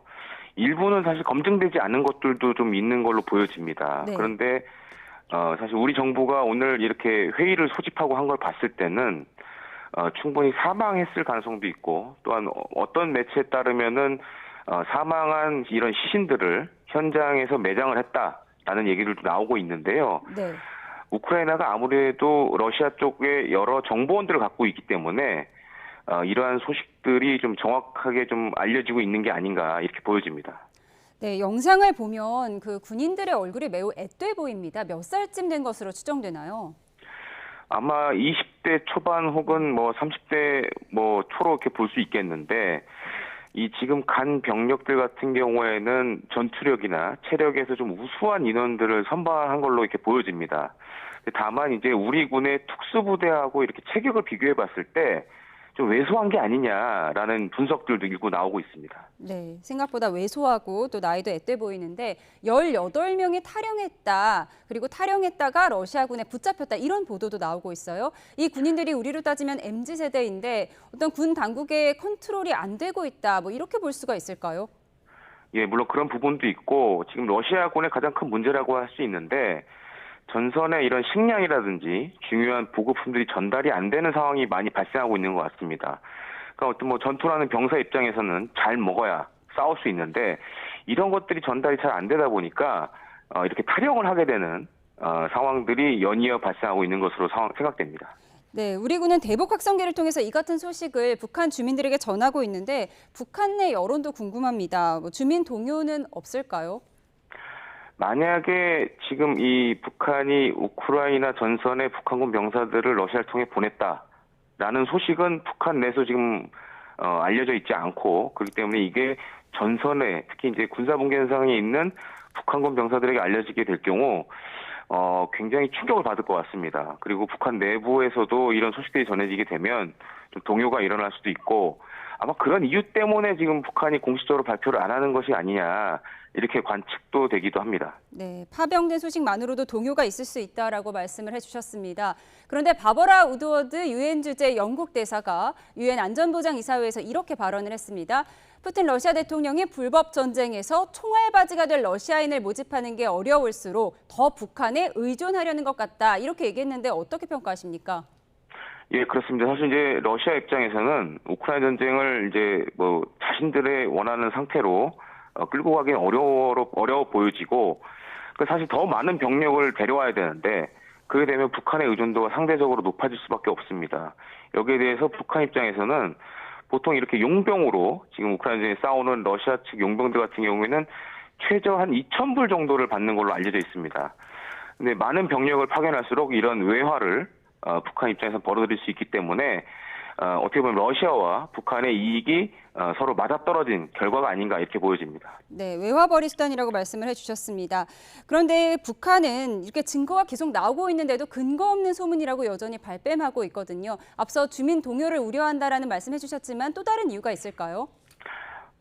지금 뭐 이거는 가정이지만 만약에 우크라이나 전선에서 북한군들이 교전을 하다가 사망을 한다거나 이런 사진이나 영상들이 뭐 11월 중에는 아마 올라오지 않을까 이렇게 예상이 되는데 이런 것들이 만약에 북한 내까지 알려지게 된다라면은 체제를 흔들 수 있는 아주 심각한 동요 사항이 될 수 있어서 그런 부분에 있어서 우리 정부가 어떻게 할 거냐 특히 이제 우크라이나에 나가 있는 뭐 향후 전선에 투입될 북한군 병사들에 대한 심리전이 향후 이 우크라이나 전선에서 중요한 요소가 되지 않을까 이렇게 보입니다. 네, 앞으로 심리전이 중요할 거라고 분석을 해주셨습니다. 그런데 김일성, 김정일, 김정은으로 이어지는 3대 세습 가운데에서 이렇게 파병하는 건 김정은이 처음이잖아요. 실패하면 그대로 부담이 될 텐데 김정은 위원장이 원하는 게 정확히 뭘까요? 사실 북한군 같은 경우에는 냉전 이후에 전 세계 여러 전쟁에 개입을 한 경우가 많았고요. 군사 고문단이든지 아니면 이제 알게 모르게 비밀리에 파병을 한 경우도 많았습니다. 그래서 사실은 뭐 새로운 건 아닙니다. 근데 이제 김정은 입장에서는 일단은 외화벌이 그리고 두 번째로는 북한군이 사실 이제 실전 경험이 없기 때문에 이러한 실전 경험을 쌓는다는 목적으로 이번에 과감한 파병 결정을 한 게 아닌가 이렇게 판단이 됩니다. 네, 실전 경험을 위해서 과감한 파병 결정을 했다라고 정리를 해주셨어요. 우리 정부는 우크라이나에 살상 무기 지원도 검토하겠다. 오늘 이렇게 발표했는데 어떤 무기가 지원될 수 있는 건가요?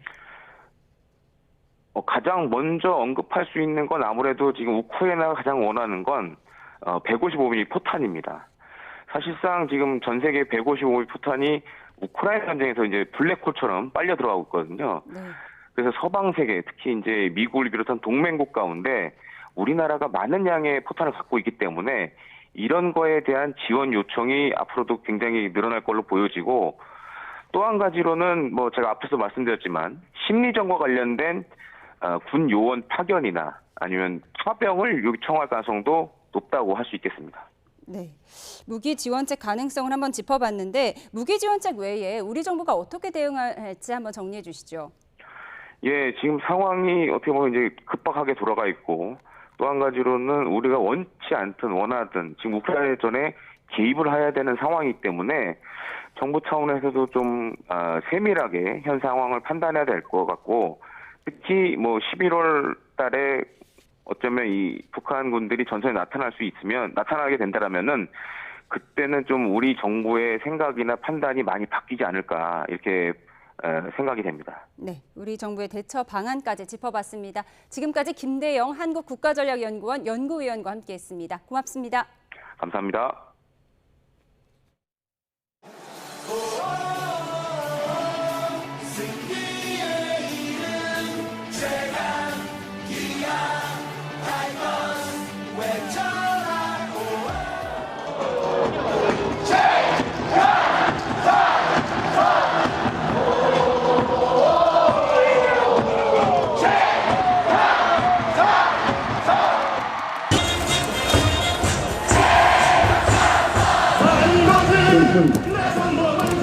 오늘 꼭 1차전부터 우승을 이겼으면 좋겠고 5, 6, 7차전은 없어요. 무조건 4승 무패로 끝났으면 좋겠어요. 저는 한 달 전부터 오늘 휴가를 내고 오늘만 기다렸거든요. 그래서 오늘 무조건 최강 삼성이 이기고 대구로 가겠습니다.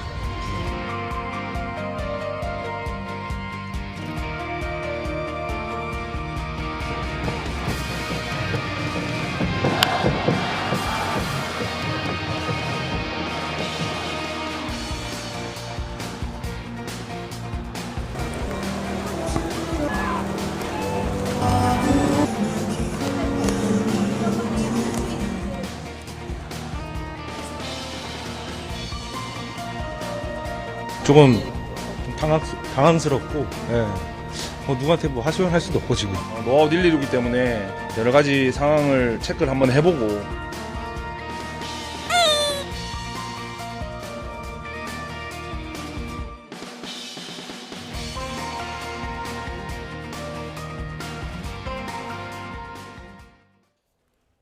네, 이틀째 이어진 가을비로 오늘 다시 진행될 예정이던 한국 시리즈 1차전 경기가 또 미뤄졌습니다.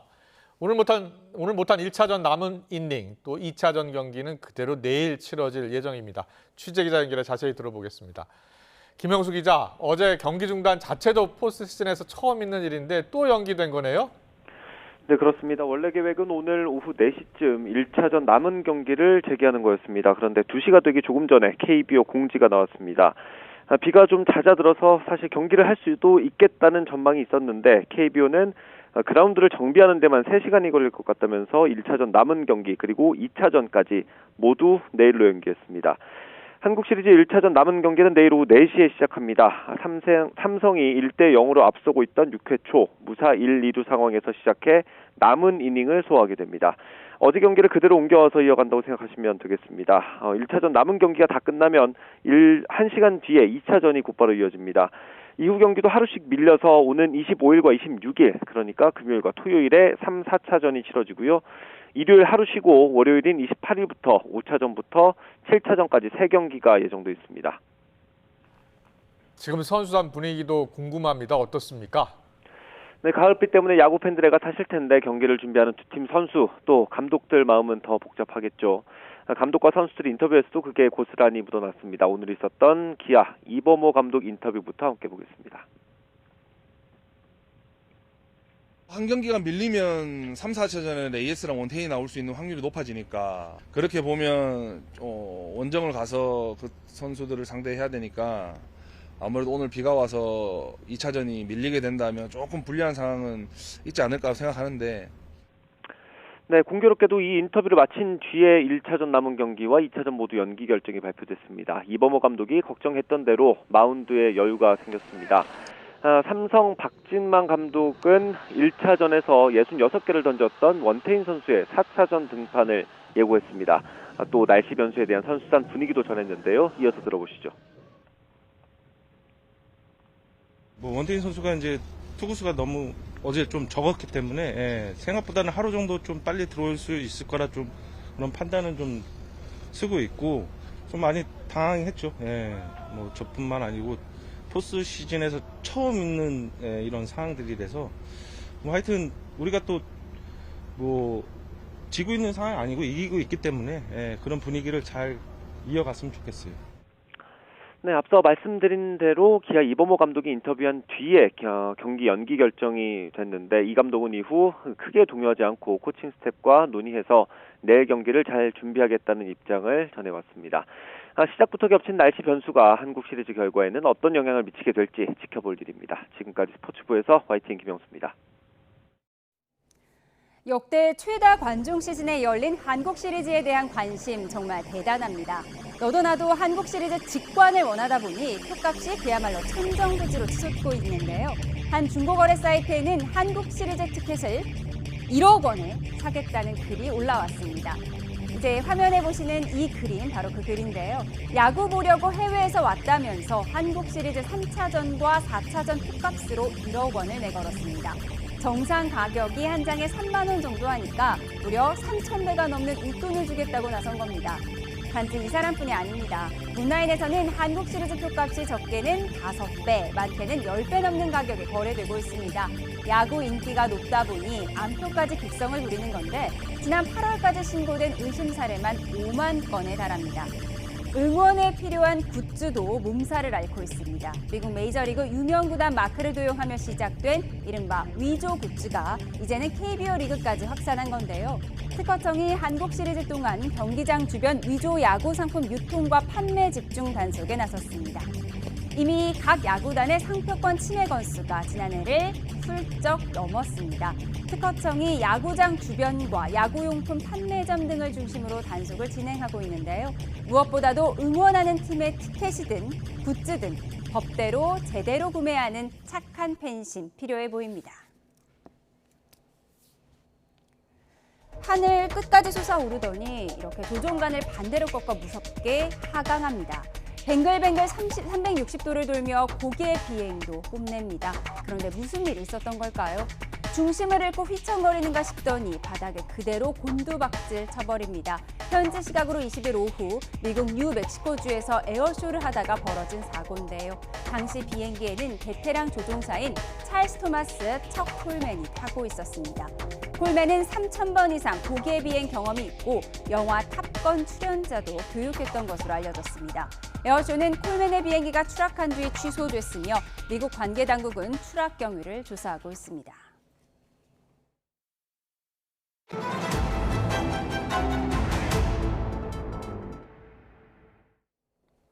개그맨 이진호 씨가 인터넷에서 불법 도박을 했다고 자백한 지 8일 만에 경찰에 출석해 조사를 받고 있습니다.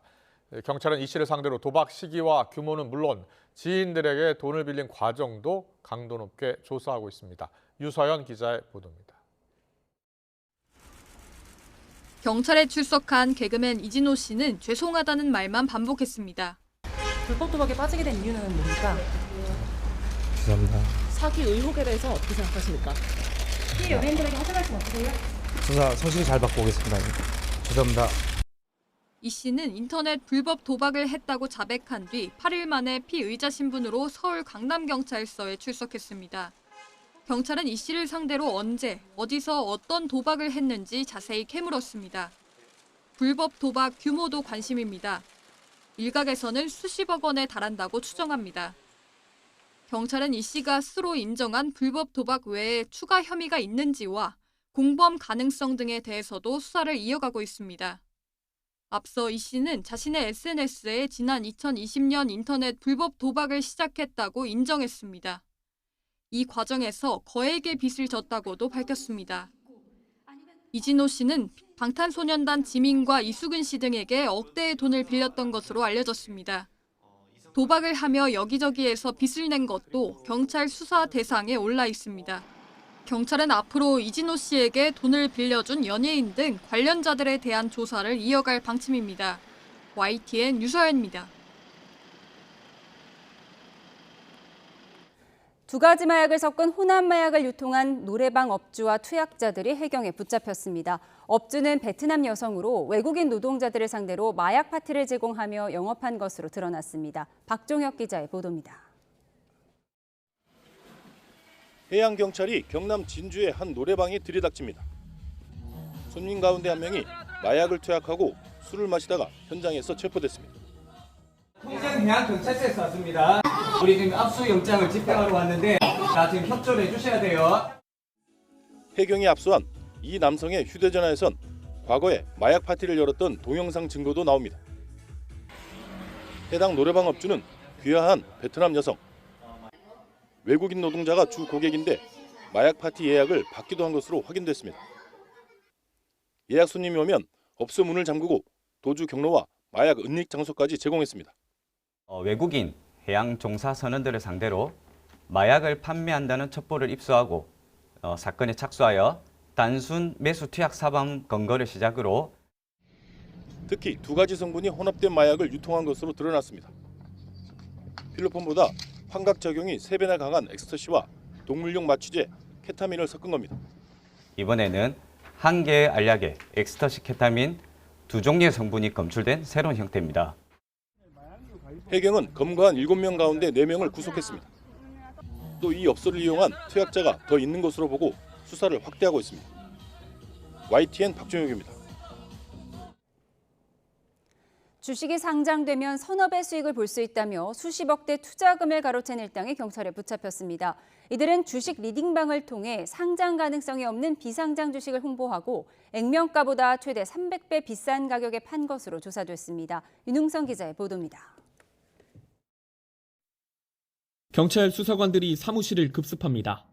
돈 뭉치에 돈 세는 기계까지 있는 이곳은 텔레마케팅 조직이 사용하던 곳입니다. 이들은 주식 커뮤니티 등에서 고수익을 보장한다거나 주식 손해를 복구해주겠다며 피해자들을 유인해 SNS 주식 리딩방에 초대했습니다. 포토샵으로 조작한 수익률 사진이나 실제 유망한 기업의 비상장 주식을 소량 제공하며 신뢰를 쌓은 뒤 특정 회사 주식이 상장될 거라며 투자를 유도했습니다. 이 회사가 특허를 냈다는 등의 홍보성 기사와 각종 사업계획서 등을 공유하며 상장되면 서너 배 수익을 볼 수 있다고 강조했습니다. 그리고 액면가 100원의 비상장 주식을 최대 300배 부풀린 가격에 팔았습니다. 이런 식으로 피해자 286명으로부터 55억 원을 받아 챙겼습니다. 하지만 경찰은 이들이 상장 가능성이 없는 주식으로 피해자들을 속인 것으로 보고 있습니다. 또 경영난을 겪던 회사 대표가 주식 브로커로부터 소개받은 텔레마케팅 조직을 통해 주식을 유통하고 수익금을 나눠 가진 것으로 파악했습니다. 피해자들은 적게는 20만 원에서 많게는 5억 원 넘게 투자한 것으로 조사됐는데 돈을 건넨 뒤 실제 주식을 받자 범행을 의심하지 못한 것으로 전해졌습니다. 상장 준비하는 것들은 그 상장 거래소에 확인해 보면 다 확인이 가능합니다. 그렇기 때문에 좀 혹시 뭐 비상장 주식 이런 거. 경찰은 비상장 회사 대표와 주식 브로커, 텔레마케팅 조직의 대표 등 5명을 사기 등의 혐의로 구속했습니다. 경찰은 범죄 수익금 3억 5천만 원 상당을 압수해 동결 조치하고 비슷한 리딩방 사기에 대한 수사를 이어갈 계획입니다. YTN 윤웅성입니다. 서울시가 시내버스 준공영제 20주년을 맞아 버스 노선과 공공성, 재정을 전면 혁신합니다. 오세훈 서울시장은 먼저 다른 교통수단과 겹치거나 장거리인 노선을 없애고 새벽과 심야에는 자율주행 버스를, 고령자가 많은 곳이나 사회복지시설 인근에는 수요 응답형 교통수단을 투입해 누구나 걸어서 5분 내에 대중교통에 접근할 수 있게 하겠다고 강조했습니다. 재정 혁신을 위해서는 운송 적자분을 전액 보전하던 사후 정산제 대신 다음 해 총수입과 총비용을 추정해 차액을 지급하는 사전 확정제를 도입하고 인건비와 연료비 지원의 상한선을 정하기로 했습니다. 임금 근로자 가운데 정규직 수가 3년 만에 줄면서 비정규직 비중이 역대 2번째로 커졌습니다. 통계청은 지난 8월 기준 임금 근로자 2,200만여 명 가운데 정규직 근로자가 1,368만 5천 명으로 1년 전보다 14만 7천 명 줄었다고 밝혔습니다. 이에 따라 임금 근로자 가운데 845만 9천 명인 비정규직 비중이 38.2%로 1.2%포인트 늘었다고 밝혔습니다. 이와 함께 정규직과 비정규직의 임금 격차가 174만 8천 원에 이르며 역대 최대치를 경신했습니다.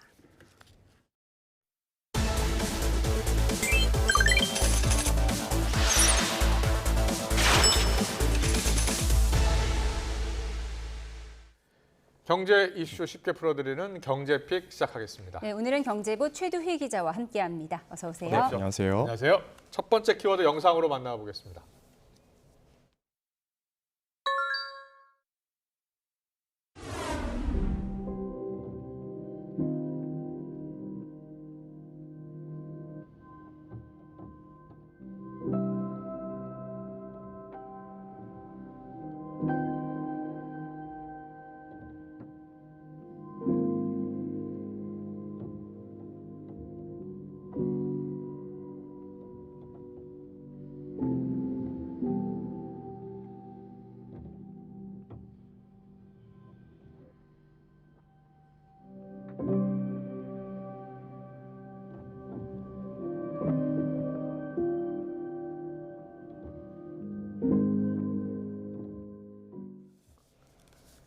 신촌, 강남이 네. 텅텅 비었습니까? 어제 취재한 화면이었어요? 네, 일단 코로나19 팬데믹 당시에 크게 위축됐던 명동 상권 얘기부터 말씀을 드리려고 하는데요. 그때 당시에 외국인 관광객들이 줄면서 가장 큰 타격을 입었던 상권입니다. 근데 제가 평일 오전에 명동을 가봤더니요.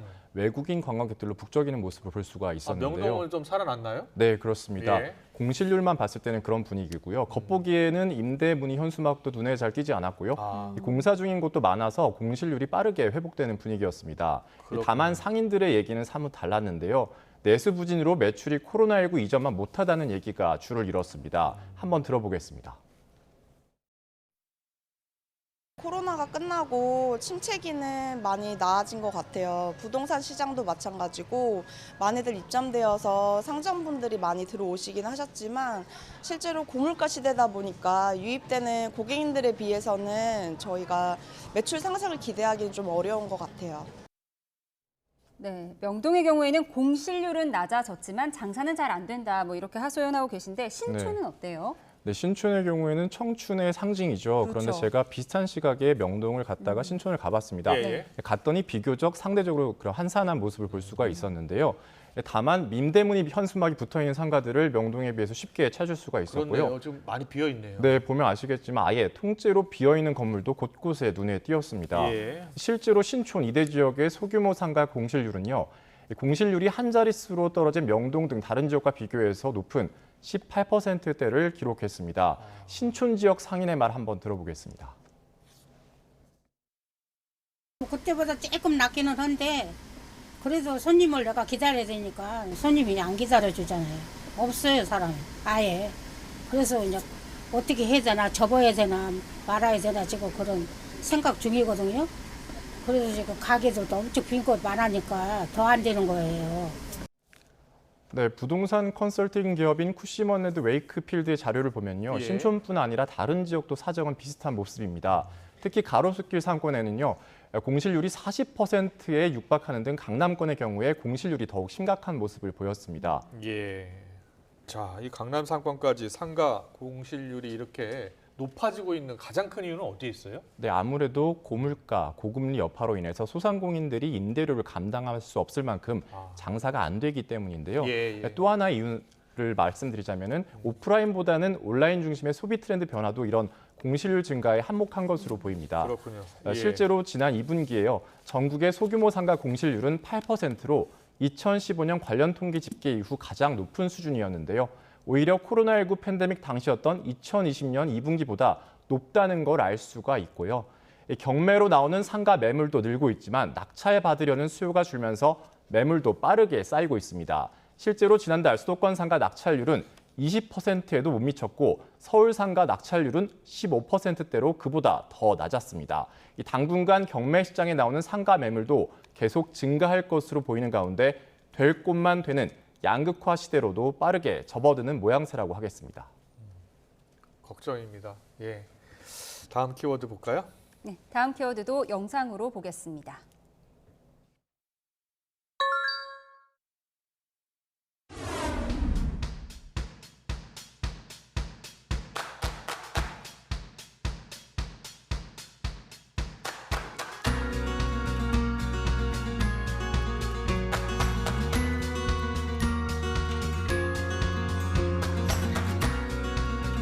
남은 충수인구 2천만 명이 2천만 노인 복지에 집중하다 보면은 생산 인구가 없게 되겠다는 염려가 있습니다.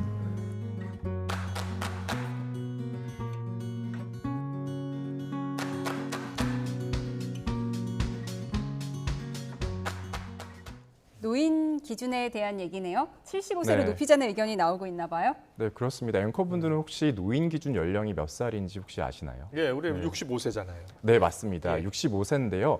이게 1981년에 노인복지법 제정 이후에 43년째 그대로입니다. 40년 전에 네. 정한 기준을 지금도 쓰고 있어요? 그렇습니다. 오래됐죠. 이 기준을 75세로 10살 더 높이자는 제안이 어제 나온 건데요. 어제 이중근 부영그룹 회장이 대한노인회장으로 취임하면서 이 노인 연령을 연차적으로 상향 조정해 나갈 것을 제안한 건데요.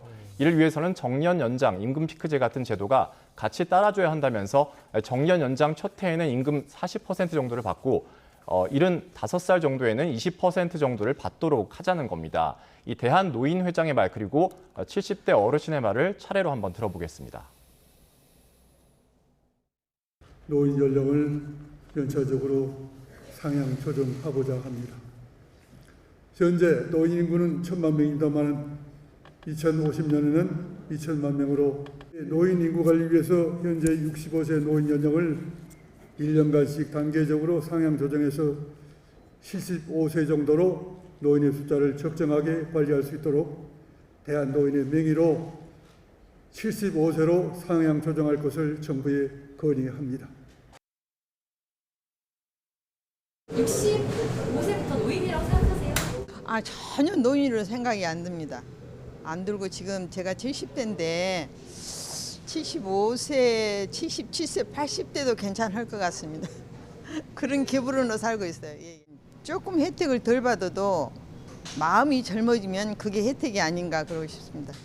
75세 이상을 올리는 거 대찬성으로 생각하고 있습니다. 네, 이런 가운데 60세 이상 고령층 취업자가 모든 연령대 중에서 1위를 기록했다고요? 네, 그렇습니다. 우리나라 취업자 4명 가운데 1명 정도는요, 60세 이상 고령층인 것으로 나타났는데요. 통계청 자료입니다. 지난달 60세 이상 고령층 취업자가 674만 명이 넘으면서 처음으로 50대 취업자를 제치고 모든 연령대에서 1위를 차지했는데요. 1982년 관련 통계가 작성된 이후 처음으로 50대 취업자 수를 뛰어넘은 겁니다. 또 지난달 전체 취업자 가운데 60세 이상 비중도 23.4%로 역대 최고치를 기록했습니다. 아울러 고령층 창업도 증가세인데요. 올해 7월 창업 기업 가운데 60세 이상이 창업한 기업은 14%로 같은 달 기준으로 역대 최고를 기록했습니다. 대학생들이 취직을 해야 되는데 20대 취업률이 또 가장 낮네요. 네, 그렇습니다. 예, 걱정입니다. 기업들도 정년 연장에 대해서는 긍정적인 답변입니까? 네, 맞습니다. 기업 10곳 가운데 8곳 정도는 이 정년 연장에 대해서 긍정적으로 생각하는 것으로 나타났습니다.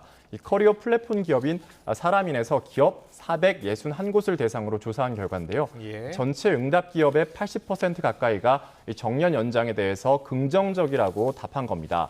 또 적당하다고 생각하는 정년에 대해서는 평균 65.7세인 것으로 나타났고요. 5060 세대, 그러니까 중장년층 직원 채용을 생각한 기업도 전체의 절반을 넘었습니다. 이 앞서 행정안전부 소속 공무직 근로자의 정년이 최대 만 65세로 연장됐죠. 이에 따라서 민간뿐만 아니라 공공부문에서도 정년 연장 확산의 신호탄이 될지 관심이 커지고 있는데요. 다만 노인 기준 연령이 높아지면 그만큼 청년 일자리가 줄어드는 부작용이 생길 수 있는 만큼 사회적인 합의가 필수라고 하겠습니다. 그렇군요. 잘 들었습니다. 세 번째 키워드 바로 갈까요? 현대차 인도 증시 대비 분바의 IPO 최대어라고 뽑으셨네요. 네, 현대자동차 인도 법인이요. 오늘 그러니까 인도 뭄바이 증시에 상장을 했는데 사상 최대 규모로 상장을 한 겁니다. 구체적으로 좀 알아보면요. 증시 사상 최대 규모인 것을 알 수가 있고요. 신규 상장을 했는데 공모가의 경우에는 희망 공모가의 밴드 최상단인 우리 돈으로 32,000원 정도가 이렇게 책정이 됐고요. 공모가 기준으로 전체 공모 금액은 약 4조 5천억 원 규모로 추산이 됩니다. 이 완성차 기업으로는 인도와 일본 합작사인 마루티 스즈키에 이어 인도 증시 사상 두 번째인데요. 현대차 해외 자회사의 첫 상장이라는 의미도 있습니다. 현대차는 인도 기업 공개 이후에 투명성 강화와 사회공헌 활동을 통해서 인도인의 마음을 사로잡겠다는 계획인데 정의선 회장의 말 짧게 한번 들어보겠습니다. Now join us in writing our next chapter, which will be even more exciting. 네, 그렇다면 현대차가 이렇게 인도 시장에 관심을 쏟는 이유는 어디에 있습니까? 네, 우선 인구 수를 좀 볼 필요가 있는데요. 인도의 경우는 14억이죠. 세계 최대 규모의 인구 대국입니다. 예. 또 자동차 시장의 경우에는 약 500만 대 규모로 중국 그리고 미국에 이어서 세계에서 세 번째 시장인데요. 다만 자동차 보급률이 전체 가구의 10%에도 미치지 못하다 보니 성장 잠재력이 큰 지역으로 평가받고 있는 겁니다. 아울러 지난해 인도 국내 총생산 증가율이 전 세계 최고 수준인 8.2%를 기록한 점에도 주목해야 하는데요. 이 현대차 그룹은 지난 1996년 인도에 진출한 이후 현재 인도에서 두 번째로 큰 자동차 제조사로 자리매김했습니다. 물론 1위 자동차 제조사인 마루티 스즈키가 170만 대를 판매하면서 41% 정도의 점유율을 보유한 것과 비교하면 현대차의 경우에는 불과 15% 수준, 그러니까 1위와 2위 간의 점유율 차이는 상당히 큰 상황인데요. 현대차는 인도 현지에서 기아의 생산 능력을 합산해서 연 150만 대 생산 체제를 구축한다는 방침이고요. 이번 상장을 통해 확보한 자금을 생산 능력 확대에 투입할 것으로도 보이는 만큼 향후 인도 자동차 시장에서의 현대차 그룹의 성장세가 어떨지 주목되는 상황입니다. 네, 잘 들었습니다. 지금까지 경제부 최두희 기자와 함께했습니다. 고맙습니다. 네, 감사합니다. 이어서 기업 뉴스 전해드립니다. 삼성바이오로직스가 아시아 소재 제약사와 창립 이래 최대인 1조 7천억 원 규모의 의약품 위탁 생산 계약을 체결했습니다. 이는 지난해 전체 수주액의 절반에 가까운 수준으로 삼성바이오로직스는 이번 계약을 포함해 올해 누적 수주액이 사상 처음 4조 원을 돌파했습니다. 카카오가 새 인공지능 서비스 카나나를 공개했습니다. 카카오는 카나나가 1:1 대화뿐만 아니라 단체 대화에서도 맥락을 이해해 이용자에게 적절한 답변을 제시할 수 있다고 밝혔습니다.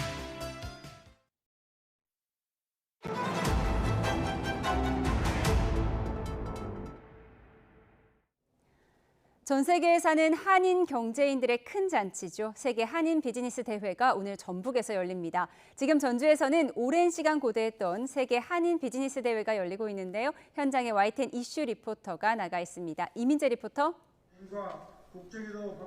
네, 전북 전주에 나와 있습니다. 네, 세계 한인 기업인들이 모이는 큰 행사라고요. 네, 그렇습니다. 이곳에서는 세계 한인 경제인들이 한자리에 모였습니다. 그래서인지 이른 오전부터 이렇게 참가자들의 발걸음이 이어지고 있는데요. 지금 이렇게 뒤로 보시는 것처럼 개막식이 진행 중인 모습입니다. 이번 개막식에는 내빈뿐만 아니라 한인 경제인들까지 개막식을 빛내고 있는데요. 개막식이 마친 이후에는 두루마기를 직접 입고 만찬장까지 이동할 예정입니다. 세계 한인 비즈니스 대회는 지난 2002년에 처음으로 설립이 됐습니다. 지난 20년간 세계 한상대회 이름으로 개최가 됐었지만 2년 전부터 세계 한인 비즈니스 대회로 명칭을 바꿨는데요. 그만큼 한층 더 풍성한 프로그램들을 만나볼 수 있습니다. 전북의 역량과 전주의 맛과 멋을 담은 이번 대회에서는 재외동포와 함께 글로벌 비즈니스의 중심으로 주제로 열리는데요. 이번 대회에서는 세계 각국 약 3천여 명의 한인 경제인들이 참여할 것으로 보아서 글로벌 네트워크 형성에 기대가 높습니다. 많은 고용 기회를 접할 수 있는 일자리 페스티벌부터 투자 기회를 제공하는 진입 포럼도 준비되어 있고요. 해외 바이어 100개사를 초청해 도내 기업과 매칭하는 수출 상담회는 대회의 높은 성과를 소망해 볼 수 있습니다. 특히 전주 국제 드론 산업 박람회는 이번 대회에 연계된 주요 행사 중 하나인데요. 드론 산업에 관심이 있는 참가자들이 실질적 비즈니스 기회를 모색할 기회를 제공합니다. 이외에도 고즈넉한 한옥마을에서도 다양한 공연과 프로그램들이 기획돼 있는데요. 전 세계 한상인들이 즐길 수 있는 한옥마을 문화 프로그램은 우리 전통을 세계에 알리는 데 큰 디딤돌이 될 것으로 기대됩니다. 네, 글로벌 경제도시로서의 도약을 앞두고 있는 전북에 귀 기울여주는 건 어떨까요? 지금까지 전북 전주에서 YTN 이민재입니다. 종일 비가 내렸다 그치기를 반복하고 있습니다. 남해안에 폭우를 쏟아낸 강한 비구름은 빠져나갔지만 지금도 내륙 곳곳에는 약한 비가 이어지고 있는데요. 앞으로 전국에 5에서 40mm의 비가 오락가락 더 내리겠습니다. 비는 새벽부터 점차 잦아들겠고요. 내일 아침이면 대부분 그치겠습니다. 비가 그치면 찬바람이 불겠습니다. 내일은 서리가 내린다는 가을의 마지막 절기 상강인데요. 종일 쌀쌀함이 감돌겠고요. 밤사이 기온은 더욱 떨어져서 모레 아침은 올가을 들어서 가장 춥겠습니다. 내일 전국에 바람이 강한 가운데 특히 해안가에는 초속 25m 이상의 강풍이 불겠습니다. 날아갈 수 있는 물건은 없는지 미리 살펴주셔야겠습니다. 비가 그친 뒤 차가워진 공기로 내일 출근길은 오늘보다 쌀쌀하겠습니다. 서울 11도, 광주와 대구는 14도 보이겠고요. 한낮에도 서늘하겠습니다. 서울 16도, 대전과 광주 18도 예상됩니다. 내일 외출하실 때는 따뜻한 겉옷 챙기시면 좋겠습니다. 날씨였습니다. 화요일 뉴스온 여기서 마치겠습니다. 함께해 주신 여러분 고맙습니다.